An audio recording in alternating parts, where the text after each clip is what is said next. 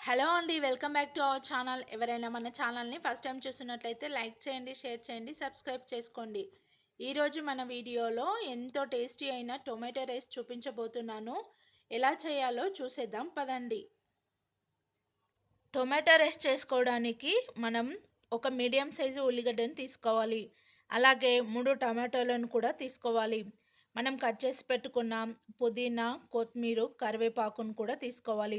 అలాగే 2 పచ్చిమిరపకాయలను కూడా తీసుకోవాలి. ఒక ఇంచు దాల్చిన చెక్క ముక్క, ఒక బిర్యానీ ఆకు, 3 ఇలాచీలను, 2 లవంగాలను తీసుకోవాలి. ముందుగా స్టవ్ ఆన్ చేసుకొని కుక్కర్ పెట్టుకోవాలి.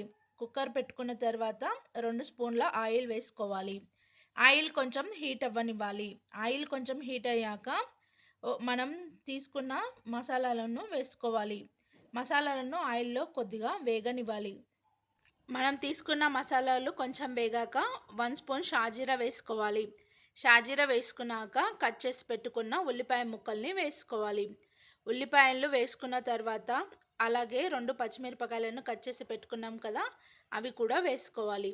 తర్వాత అల్లం పేస్ట్ వేసుకోవాలి. తర్వాత 1 స్పూన్ పసుపు కూడా వేసుకోవాలి. ఇవన్నీ వేసుకున్న తర్వాత కాసేపు మనము వీటిని ఒకసారి వేగనివ్వాలి. ఇలా వేగనివ్వాలి అంటే మనం కొంచెం సాల్ట్ వేసుకోవాలి. సాల్ట్ వేసుకొని కలుపుకుంటే ఉల్లిపాయ చాలా బాగా మగ్గిపోతుంది.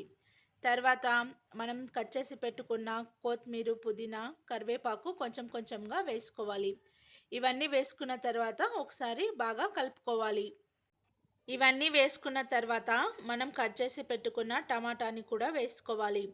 టమాటాలని వేసుకున్న తర్వాత ఒకసారి బాగా కలుపుకోవాలి. టమాటాలన్నీ ఆయిల్‌లో ఒక 5 మినిట్స్ వేగనివ్వాలి. తర్వాత రుచికి సరిపడినంత కారం, ఉప్పు కూడా వేసుకోవాలి.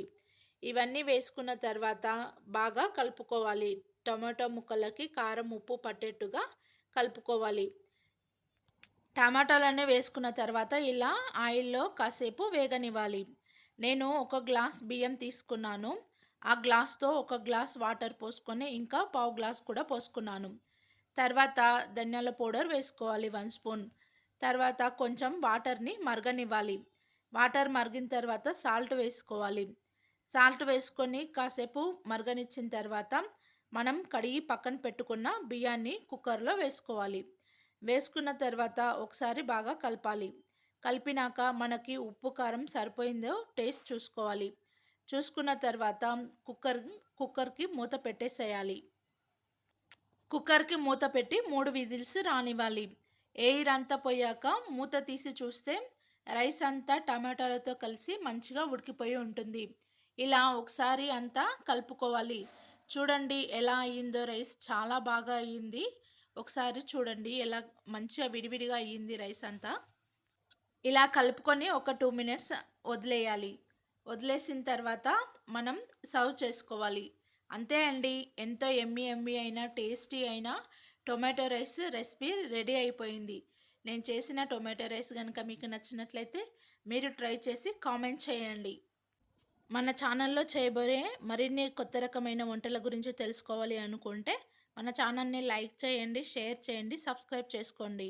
Thank you for watching.